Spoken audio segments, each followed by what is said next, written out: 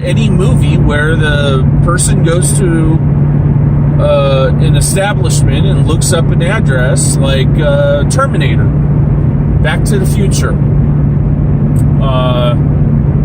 any of those movies. Lots of movies out there. They go to like a phone booth, and they look. They pick up the phone, a huge ass phone book, and they go, "Okay, we're in the C's."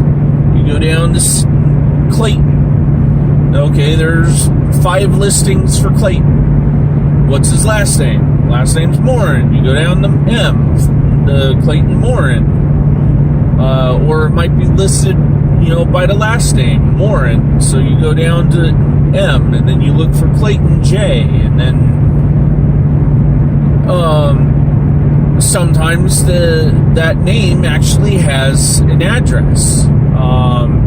It's also not that hard to do a lookup on the internet.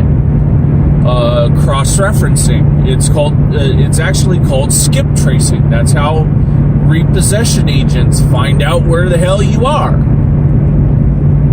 You're like, okay, well, I'm gonna be.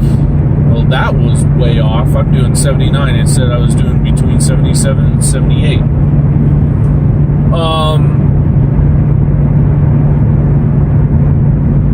The repossession agency will hire a skip tracer, and the skip tracer goes on your Facebook. They go on your MySpace, your Tinder, your all your social media places, and they go, "Oh, okay, well, this photo has a location tag on it. Okay, well, they're currently residing in this state, in this city. Even if you hide the location tag,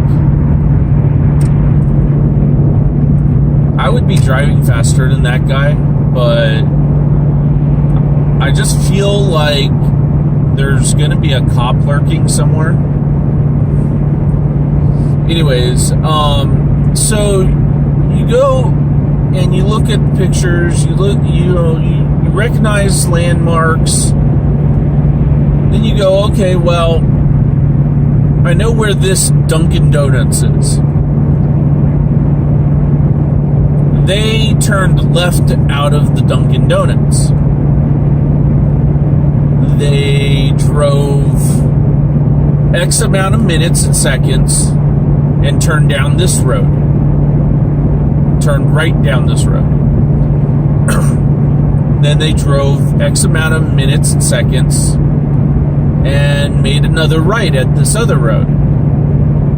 And they follow your ass home just by watching your videos.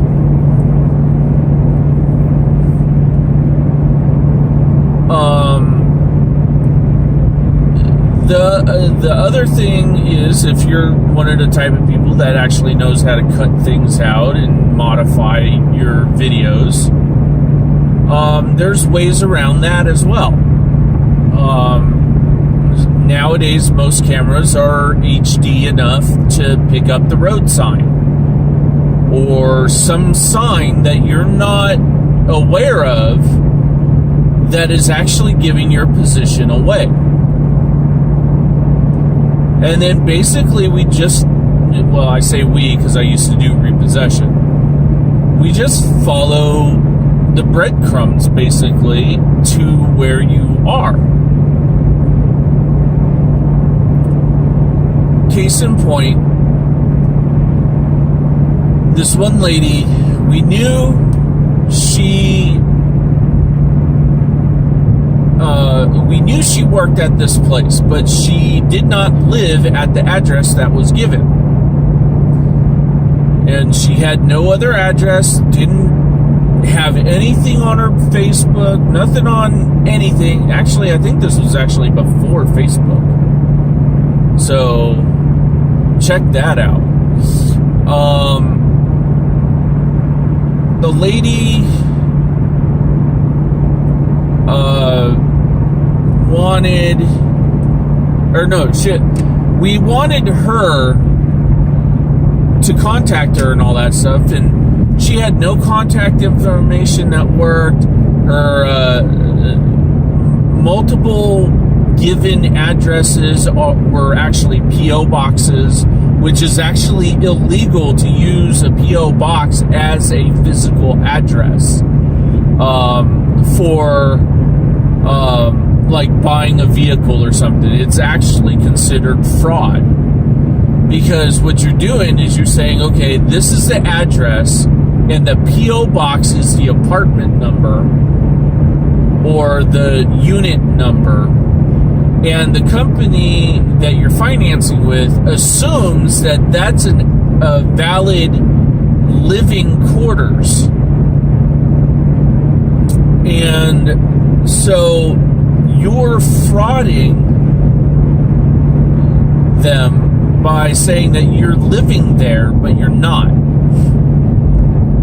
Now, one of the ways to catch the person that's doing this is eventually they have to come and get the mail. Even if they're only checking it once every month, they've got to go and get the mail at some time. So what you do is you make friends with the business owner or somebody that is always there that can call you and tell you, hey, she is here right now, right, this minute. Get your butt over here. Then you pay that person, a finder's fee, basically. And the finder's fee is to the repossession agent's own discretion. We could say, screw you, or we can give you some money. It's not going to be a set amount, is what I'm saying. A lot of repossession companies, you can tell if the repossession company is the owner or a relative of the owner or just a plain employee. The employee may give you $15, $20, $25, maybe $50. But you have to realize that they're only making $30 to $45 on that car if they do pay you, say $50. Because when I was doing repossession, I was getting paid only $80. Well, the first place it was $75. The first place was $75. The second place was $65, but then they bumped it up to $85 after I was after my trial period. So if I were to go and say, hey, if you spot this car, I'll give you $50. I'm only making $45 on that, or $35, or somewhere around there.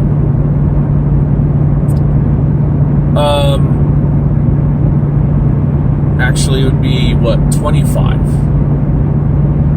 In 1.4 miles, take exit 190 on right. If to the owner Road, then turn right. or somebody high up in the company says, "Oh yeah, I'll give you $100 or $200 to find this car, or keep an eye out for this vehicle,"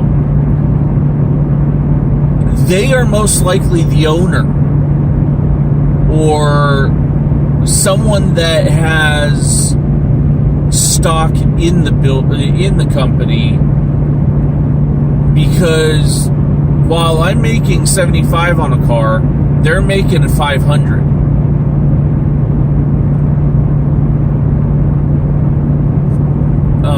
And that is how the repossession Take exit companies. 190 on right to McCartney Road. Then turn right. That's how the companies stay in business for so long. Is they get one car and they've got rent paid, they've got the overhead paid, they got Turn everything right onto paid. East McCartney Road.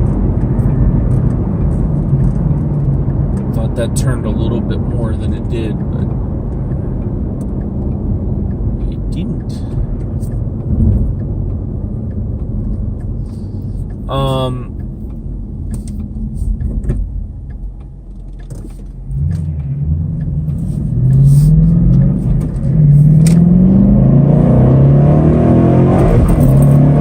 Continue 1 mile, then turn left on North Pert Road.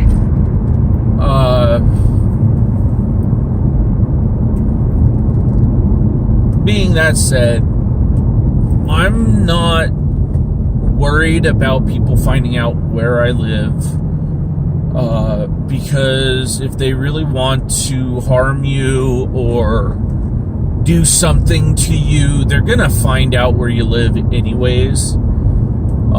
Especially with paparazzi, they're notorious for finding. Turn They're left like on North Pert Road. paparazzi is actually probably the best friend of a repossession agent, because they will always know where you are. They will know what vehicle you're driving. They will know where you are. They will know how long it's going to take you to do what you wanted to get done. And all that. Turn left on North Pert Road.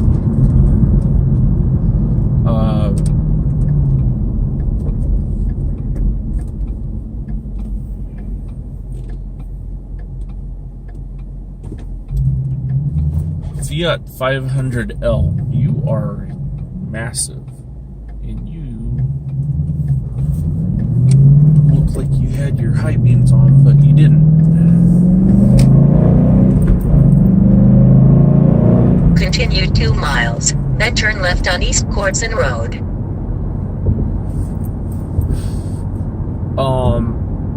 If I were to get more famous,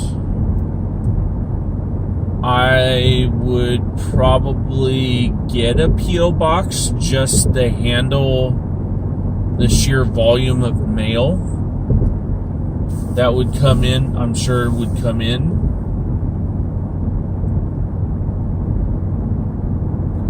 Come on, Fiat. Speed limit's 45, not 40.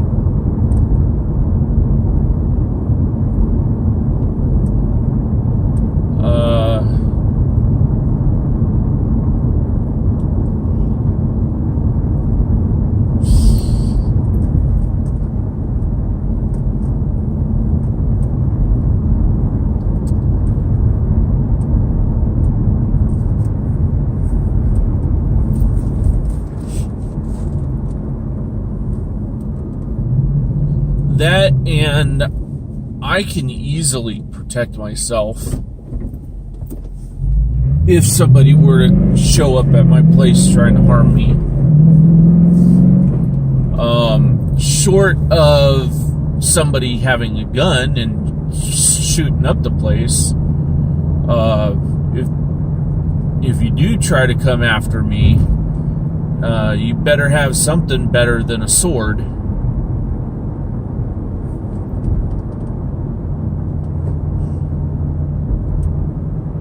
And that guy definitely had his high beams on.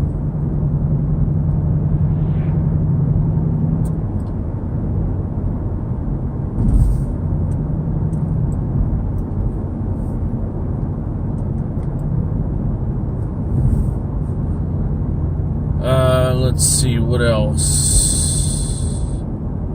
In 0.4 miles, turn left on East Courtson Road.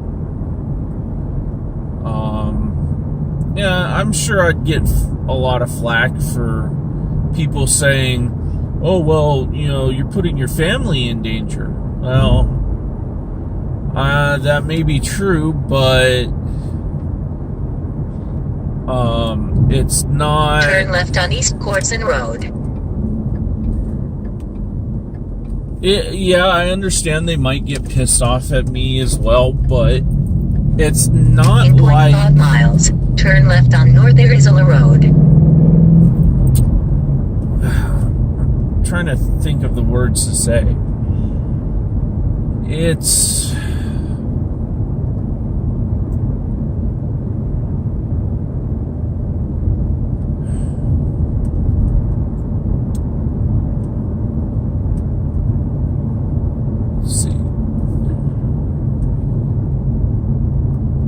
Turn left on North Arizona Road.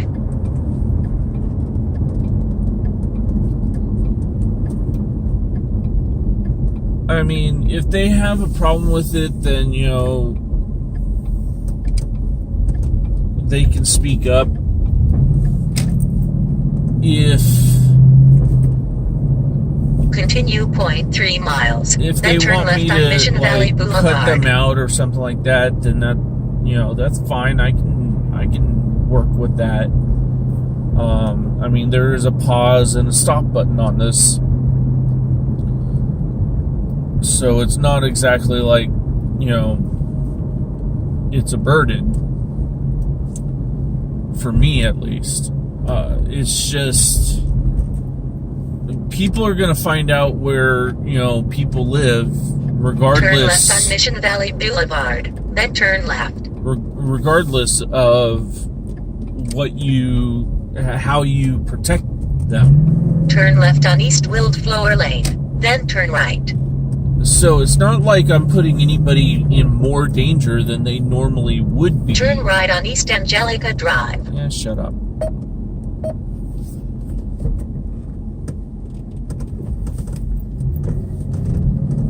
Somebody just standing out there with... Oh, Christmas lights already. It's too early! Wait till tomorrow. Shit. Now. Is it this one? Yep. Almost past it. The next door neighbors have a Jeep.